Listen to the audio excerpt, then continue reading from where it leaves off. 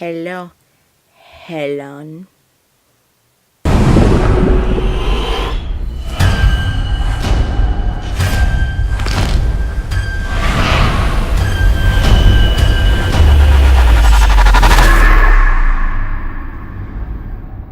What's up, you guys, and welcome back to Soul by GG 101. Today is Thursday, which could only mean one thing. It's time for a recap, review, whatever, of Sirens.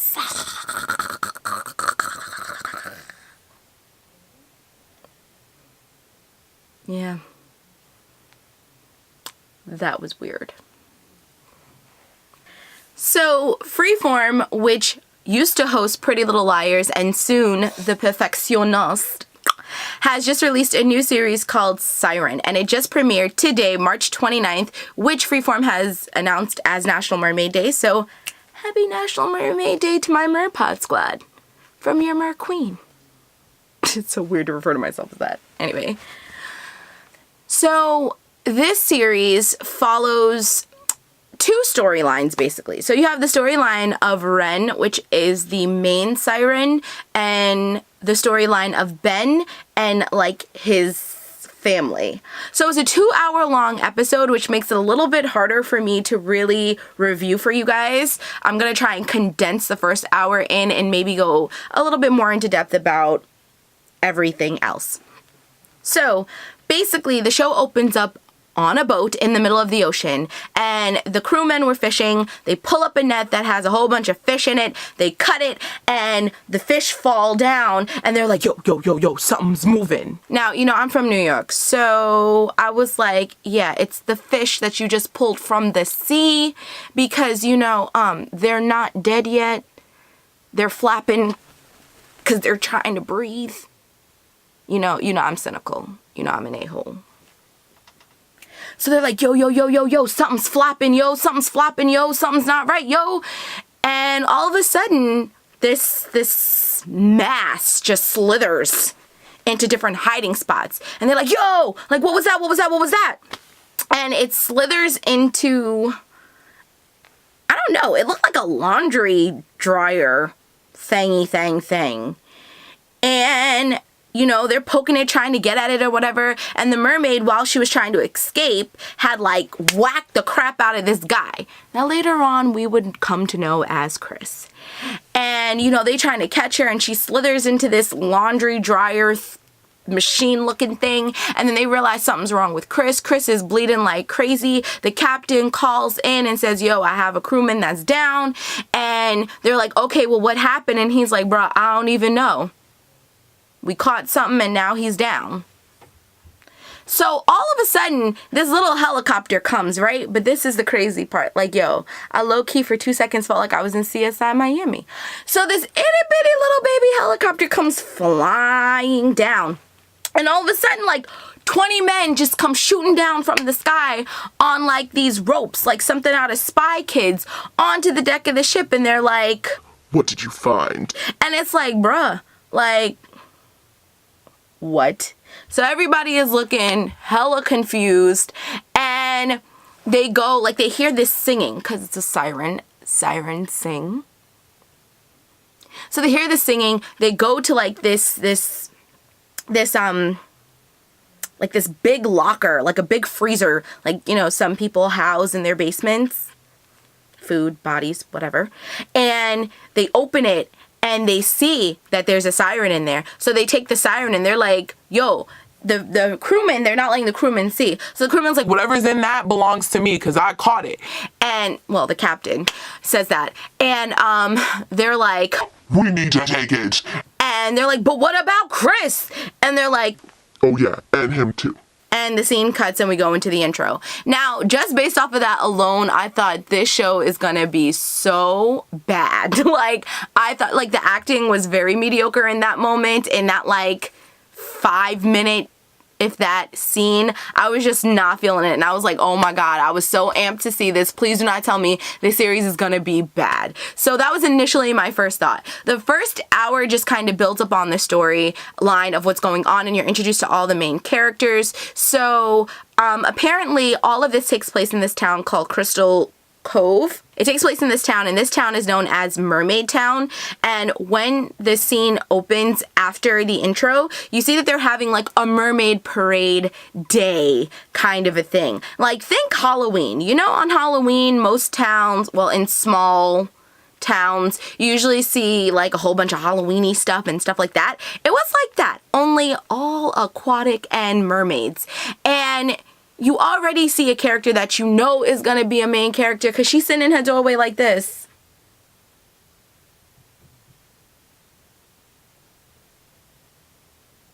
She does not look enthused, and you can tell that this woman knows something that we do not know, because she's looking at them like Armageddon is upon us and y'all fools is sitting here celebrating it. That's how she's looking. So automatically we know something's clearly not right. So in that intro, at the parade, there's this little boy that's giving a history of the town, and apparently the founder of what made Crystal Cove be known as the Mermaid Town was a sailor, and he fell in love with a mermaid. Only when he went to go meet his mermaid lover again, she was like gone, swam into the deeps of the abyss or something, and he was like so brokenhearted. And so like his grandson is super rich, because you know they're a rich family. He's a descendant, and he donates this statue of this big colonial looking man, and this itty bitty little mermaid at his feet, and he donates the statue to the town. He has 2 sons, and only one shows up at the presentation, and you already know that the missing son is obviously going to be one of the main characters. And whoa, he was Ben. I don't know what that was. We're not going to talk about that. So now the scene pans over to Ben, and we start to know the storyline of Ben. And Ben is the rebellious son that is dating this girl who volunteers for the marina save the whales thingy thing. And he's like this rebel, you know? And he's dating her, and he wants nothing to do with his family. Clearly, he feels a certain type of way about his family. So the first hour kind of goes through that. You're then introduced to Ren.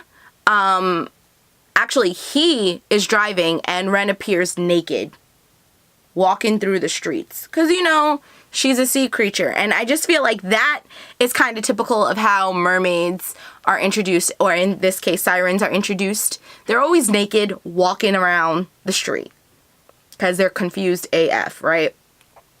And so that's the first time you're introduced to Ren, and we soon find out that Ren is a siren, and that the siren that was caught on the ship is actually her sister. Now, Ren does not have English language, and it's just being inferred that that's her sister. But I think by sister, it just means she's a siren, I'm a siren, we're in the same pod, so we're sister kind of a thing. You know, not like, you know, land people where we share the same parental units. Not like that, you know? So the first, like, hour goes into that. And I will say the most important part of that we see in the first hour is that she's off land for a few days, Ren, and all she does is kind of like she hisses like a sanak because she has no language. So she's just walking around and like looking at people, and she's all like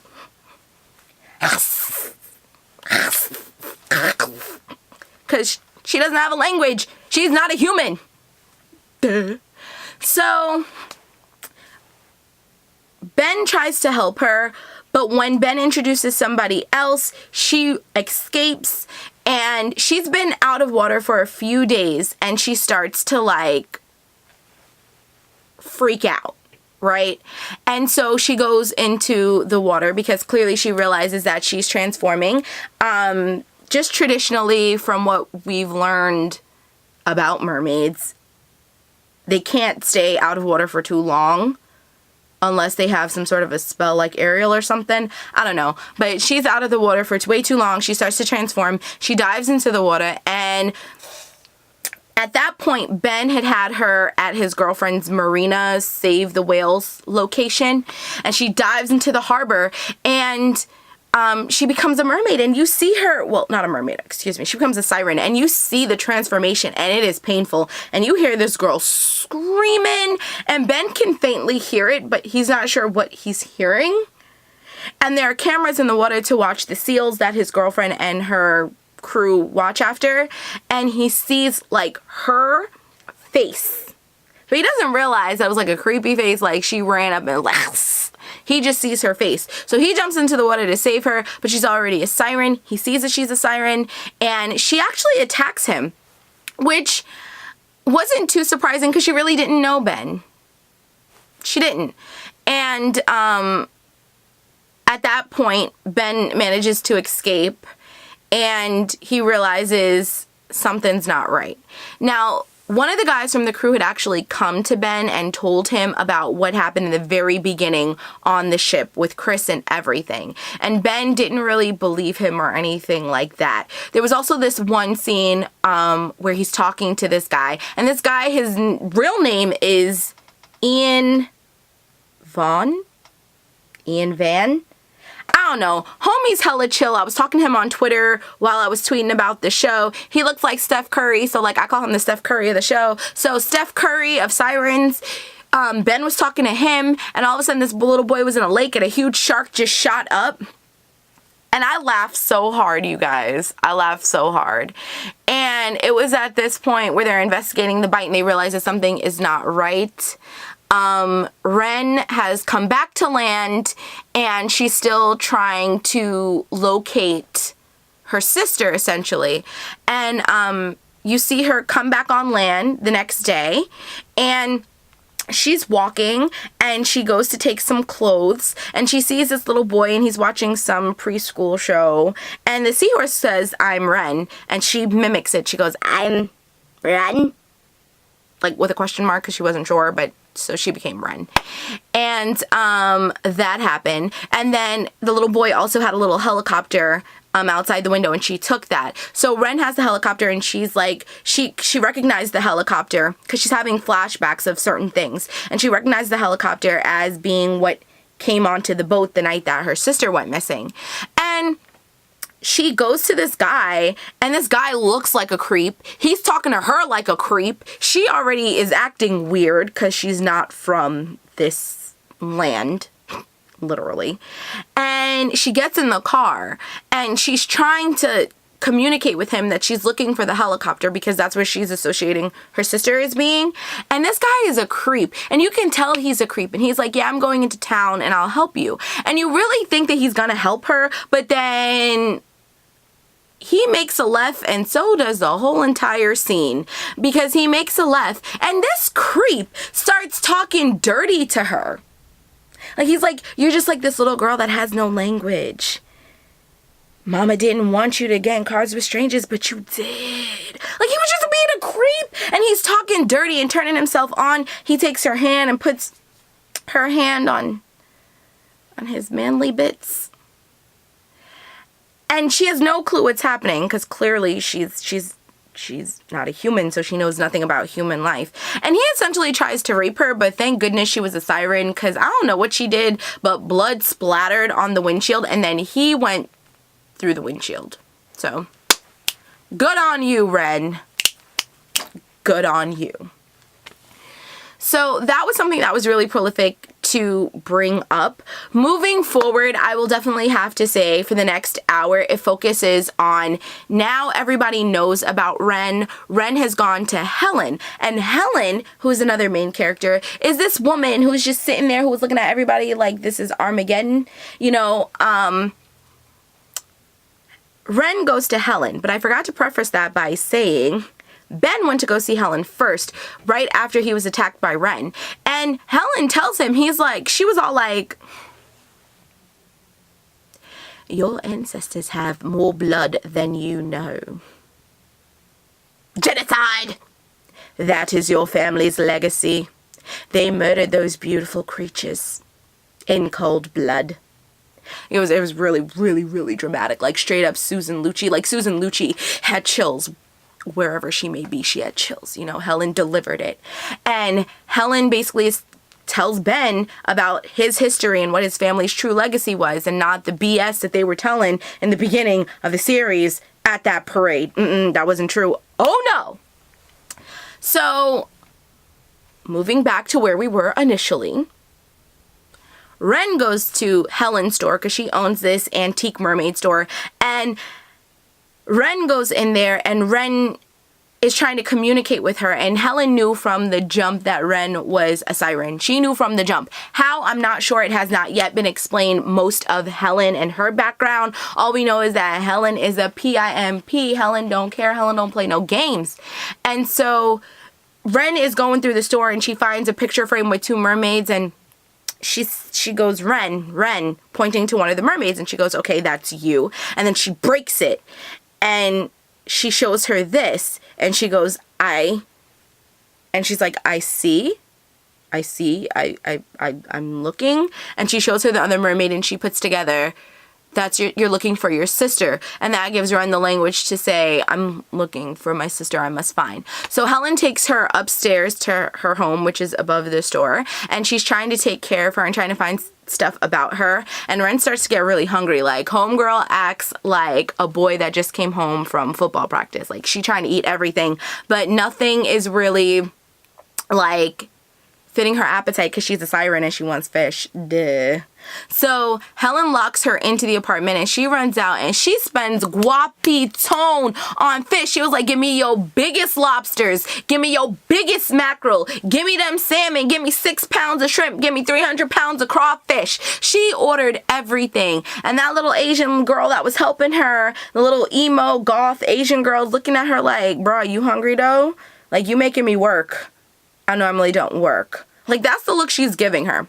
And then when she's finally done, she goes, do you need anything else? And she was like, do you have sardines? Like, I just thought that was so ironic. You ordered the creme de la creme of seafood and then asked for sardines. But I have it. So she goes back in, and Ben and his girlfriend run up to her and was asking her about Ren, and they had taken this missile that the military had planted on the boat. They had planted this missile that played the sound of the siren that they had taken to try and attract more siren as the boat went out, and it had a tracker on it. And they had taken it, and he goes to ask what it is, and he turns it on, and she's like, turn it off. And this really irked me. She's like, turn it off. And they keep it on, and Ren is upstairs going crazy, and they hear it, and they're like, is everything okay? And she's like, everything's fine, turn it off. And so Ren flips out. She starts flipping stuff. She becomes the Incredible Hulk. Ren wasn't having it. And she goes downstairs, and she hears it coming from this little missile-looking thing. And she's like, sister, sister, sister.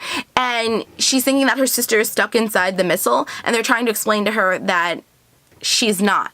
So moving forward from there until the very end of the show, they're trying to help Ren find her sister, and she is befriending Helen and Ben and Ben's girlfriend, Madison, or Maddie. And Ben is trying to keep her being a siren a secret from the crew members, because the crew members that he's originally friends with, you know, our friend Steph Curry, our boy. What up, Steph? If you're watching this, you're probably not, but if you are, what up? It's me. We was chatting. He's trying to keep it a secret from them, and he did take the missile from them because it was on their boat. So he returns it, and they're trying to figure out, like, what's going on and where Chris is. Now, mind you, we don't see anything about Chris. And originally, when they kept saying Chris, I was like, who the heck is Chris? And then I remembered the guy that got injured in the very beginning, the first hour. We start to see flashbacks of Chris, and Chris is in a hospital in the military, and they're injecting him with stuff. And at one point, we do see the siren sister, and we see, and it looked exactly like a scene from Splash when Eugene Levy had finally captured Daryl Hannah's Madison, and she's in the tank. There was just so much symbolism of sirens to scenes from The Little Mermaid and scenes from Splash and different things like that, but I digress. And this mermaid is seducing this man with her siren song, the not a siren. But that might have seduced somebody out there. I don't know your life. So she's starting to seduce him, and he's just captivated by her. And he's like, bruh, I'm sorry we're doing this to you. And they grab her and they like take a big syringe and they like take a huge sample of her blood, which is this milky, this gelatinous, foggy, milky substance. And you know what? Somebody on Twitter, I'm going to insert your name right here because I'm so sorry. I forgot your username. But yeah, her. Follow her. She has a YouTube channel and a Twitter channel. And she loves mermaids too. Follow her. She brought up a really good point when the series, well, when the episode ends. Are they injecting that mermaid stuff into Chris to see what is going to happen? You guys, I know this first review was all over the place, but you have to factor in, number one, we haven't done a recap review, whatever, in forever. I mean forever, Cheva. That's number one. And number two, it was 2 hours. That's a lot of information that I have to remember, okay? All I know is that this series started off in the beginning. Like I said, the first hour was kind of like fluff and filler, giving you the background of everything. And I'm the kind of person that I like to get to the meat. Unless there's barbecue on the skin, I'm not trying to worry about the skin. I want the meat. I want the deets. I want to know what's happening. And the second hour is when we get into that. And I'm telling you right now, this looks like it's going to be a really, really good series. You guys. Oh my God. I'm so excited for this series and to see where the storyline is going to go. And I'm so glad that I stuck it out for the whole 2 hours, because I'm telling you, that first hour, I wasn't really feeling it. Your girl wasn't feeling it. So, needless to say, Thursdays will now be our new recap review, whatever. And I promise you next Thursday it will be more traditional, like how I usually do my recap review, whatever's. I just need to get this first premiere episode out of the way to give you the backstory, so that way now moving forward I can go into full-blown detail of Ren and her and learning how to speak, and Helen and Ben and Madison and Chris, because bro, they got Chris. You guys. So, what I'm going to need for you to do is I'm going to need for you to tune in every Thursday on Freeform. I live in New York, so I'm Eastern Standard Time, which means that I'm going to be tweeting on Eastern Standard Time, and I'm going to need you to be on Twitter with me so you and I can converse and chat and talk about what's happening. And then, once you are done watching the episode, come back here for my review. As always, if you enjoyed this and you want to see more like it, if you want to hear more of my thoughts on the new series Siren by Freeform, then you know what to do. You need to be part of the Gigi Meister Merpod and come swimming with us on all of our adventures. How might you do that, you're probably asking? Well, it's simple. All you have to do is rate, comment, subscribe, and share, because sharing is caring, and I'll be seeing you in my next video. Loves and likes ya. Bye!